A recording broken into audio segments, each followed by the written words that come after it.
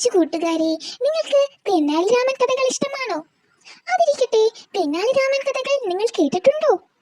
വിജയനഗര സാമ്രാജ്യത്തിലെ രാജാവായ കൃഷ്ണദേവരായരുടെയും സദസ്സിലെ കവിയും വിദൂഷകനും ആയിരുന്നു തെന്നാലിരാമൻ. പണ്ഡിതനായിരുന്നു അദ്ദേഹം. വളരെയധികം കൗശലക്കാരനുമായിരുന്നു. രാവിലെ തെന്നാലിരാമനും കൊട്ടാരത്തിലേക്ക് പോവുകയും രാത്രിയാകുമ്പോൾ വീട്ടിലേക്ക് മടങ്ങുകയും ചെയ്യുമായിരുന്നു. ഒരു ദിവസം പതിവ് പോലെ തെന്നാലിരാമൻ കൊട്ടാരം വിട്ട് രാത്രി വീട്ടിലേക്ക് വരികയായിരുന്നു. അപ്പോഴാണ് വീട്ടിന് പുറത്ത് രണ്ട് കള്ളന്മാർ പതുങ്ങി നിൽക്കുന്നത് കണ്ടത്. തെന്നാലിരാമന്റെ ശ്രദ്ധയിൽപ്പെട്ടതും അവർ തന്റെ വീട്ടിൽ മോഷ്ടിക്കാൻ പദ്ധതിയിട്ടിരിക്കുകയാണ് എന്നും അദ്ദേഹത്തിന് മനസ്സിലായി. അത് കണ്ടിട്ടും കാണാത്തതുപോലെ അദ്ദേഹം തന്റെ വീട്ടിലേക്ക് കയറിപ്പോയി. വീട്ടിനകത്ത് കയറിയ തെന്നാലിരാമൻ ഭാര്യയോട് കള്ളന്മാരെ കണ്ട കാര്യം പറഞ്ഞു. കള്ളന്മാരെ ഒരു പാഠം പഠിപ്പിക്കാൻ തന്നെ അവർ തീരുമാനിച്ചു. അതിനായി ഒരു പദ്ധതിയും അവർ ആസൂത്രണം ചെയ്തു. എന്നിട്ട് ഒന്നും അറിയാത്തതുപോലെ കള്ളന്മാർ കേൾക്കെ ഉച്ചത്തിൽ ഭാര്യയോട് പറഞ്ഞു, നമ്മുടെ രാജ്യത്ത് ഇപ്പോൾ മോഷണം കൂടുതലാണ്. കൊട്ടാരത്തിൽ പറയുന്നത് കേട്ടു. അപ്പോഴാണ് കള്ളന്മാർ നമ്മുടെ വീട്ടിൽ വരുന്നില്ല എന്ന് ഞാൻ അറിഞ്ഞത്. നമുക്കൊരു കാര്യം ചെയ്യാം. കയ്യിലുള്ള സ്വർണവും പണവും എല്ലാം ഒരു പെട്ടിയിലാക്കി നമ്മുടെ കിണറ്റിലിടാം. അതാകുമ്പോൾ ആർക്കും എളുപ്പത്തിൽ കണ്ടുപിടിക്കാൻ കഴിയില്ല. അതുകൊണ്ട് തന്നെ കള്ളന്മാർ മോഷ്ടിക്കുമെന്നുള്ള പേടിയും വേണ്ട. അത് കേട്ട ഭാര്യ പറഞ്ഞു, നിങ്ങൾ പറയുന്നത് ശരിയാണ്. ഇത് കേട്ട കള്ളന്മാർ പറഞ്ഞു, എന്തായാലും ഇന്ന് തന്നെ വന്നത് നന്നായി. അവരുടെ പദ്ധതി മനസ്സിലാക്കാൻ കഴിഞ്ഞു. അല്ലെങ്കിൽ വീട് മുഴുവൻ പരിശോധിച്ച് നിരാശപ്പെടേണ്ടി വന്നേനെ. സ്വർണവും പണവും എല്ലാം കൈക്കലാക്കാം. എന്നിട്ടവർ തെന്നാലിരാമൻ പെട്ടി കിണറ്റിലിടുന്നത് കാത്തുനിന്നു. കുറച്ചു കഴിഞ്ഞപ്പോൾ തെന്നാലിരാമനും ഭാര്യയും കിണറ്റിനരികിലേക്ക് വന്നു. അപ്പോൾ തെന്നാലിരാമൻ പറഞ്ഞു, എന്തൊരു ഭാരമാണ് ഈ പെട്ടിക്ക്. സൂക്ഷിച്ചു വേണം ഇറക്കാൻ. നമ്മൾ ഇതുവരെയുള്ള സമ്പാദ്യം മുഴുവനും ഇതിലുണ്ട്. ഇത് പറഞ്ഞു തെന്നാലിരാമനും ഭാര്യയും കൂടി സൂക്ഷിച്ച് ആ പെട്ടി കിണറ്റിലിട്ടു. എന്നിട്ട് ഒന്നും അറിയാത്ത പോലെ ഉറങ്ങാനായി മുറിയിലേക്ക് പോയി.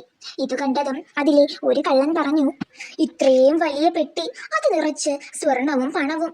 അത് കിട്ടിയാൽ തന്നെ അധ്വാനിക്കാതെ സുഖമായി ജീവിക്കാം. ഇതും പ്രതീക്ഷിച്ച് കള്ളന്മാർ തെന്നാലിരാമനും ഭാര്യയും ഉറങ്ങുന്നതുവരെയും കാത്തു വീടിന് പുറത്തിറങ്ങി. അവർ ഉറങ്ങി എന്ന് ഉറപ്പുവരുത്തിയതിനു ശേഷം കള്ളന്മാർ കിണറ്റിനരികിലെത്തി. അവർ കിണറ്റിനുള്ളിലേക്ക് നോക്കിയപ്പോൾ അതിലെ ഒരു കള്ളൻ പറഞ്ഞു, കിണറ്റിൽ വെള്ളം കൂടുതലാണ്. രണ്ടാമത്തെ കള്ളനും പറഞ്ഞു, അതെ, കിണറ്റിൽ വെള്ളം കൂടുതലാണ്. ഇത്രയും വെള്ളമുള്ളപ്പോൾ കിണറ്റിലിറങ്ങി പെട്ടിയെടുക്കാൻ കഴിയില്ല. നമുക്കൊരു കാര്യം ചെയ്യാം. ആദ്യം വെള്ളം മുഴുവൻ കോരി മാറ്റാം. കിണറ്റിൽ നിന്ന് പെട്ടിയെടുക്കാം. തുടർന്ന് രണ്ടുപേരും കൂടി വെള്ളം കോരാൻ തുടങ്ങി. കിണറ്റിൽ നല്ല ഉറവുള്ളത് കാരണം വെള്ളം കുറഞ്ഞില്ല. എന്നാൽ അവൻ കിട്ടാൻ പോകുന്ന സൗഭാഗ്യമോർത്ത് അതിൽ നിന്ന് പിന്മാറാനും തയ്യാറായില്ല. പുലരായപ്പോഴേക്കും കിണറ്റിലെ വെള്ളം കുറഞ്ഞു. ഉടൻ തന്നെ ഒരു കള്ളൻ കിണറ്റിലിറങ്ങി പെട്ടിയെടുത്തു. പെട്ടിയുമായി പുറത്തു വന്ന കള്ളൻ പറഞ്ഞു, എന്തൊരു ഭാരമാണ് ഈ പെട്ടിക്ക്. ഇനിയുള്ള കാലം സുഖമായി ജീവിക്കാൻ ഇതിലുള്ളത് മതിയാകും. ഇത് കേട്ട അടുത്ത കള്ളൻ പറഞ്ഞു, തീർച്ചയായും.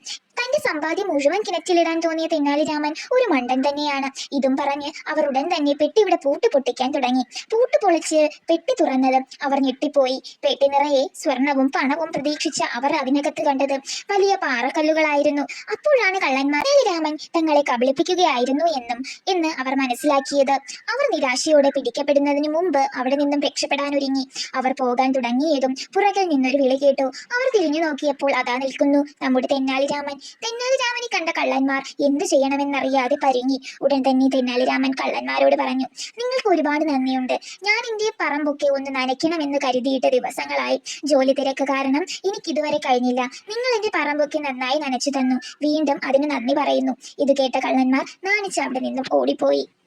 തെന്നാലിരാമന്റെ ബുദ്ധിശക്തി കാരണം അവന്റെ സമ്പാദ്യങ്ങളോ പണമോ നഷ്ടപ്പെടാതെ അവൻ സുഖത്തോടെ ജീവിച്ചു. ഇതാണ് ബുദ്ധിശക്തിമാനായ നമ്മുടെ തെന്നാലിരാമന്റെ കഥ. കൂട്ടുകാരെ, നിങ്ങൾക്ക് ഈ കഥ ഇഷ്ടപ്പെട്ടെങ്കിൽ തീർച്ചയായും സബ്സ്ക്രൈബ് ചെയ്യാൻ മറക്കരുത്. Thank you.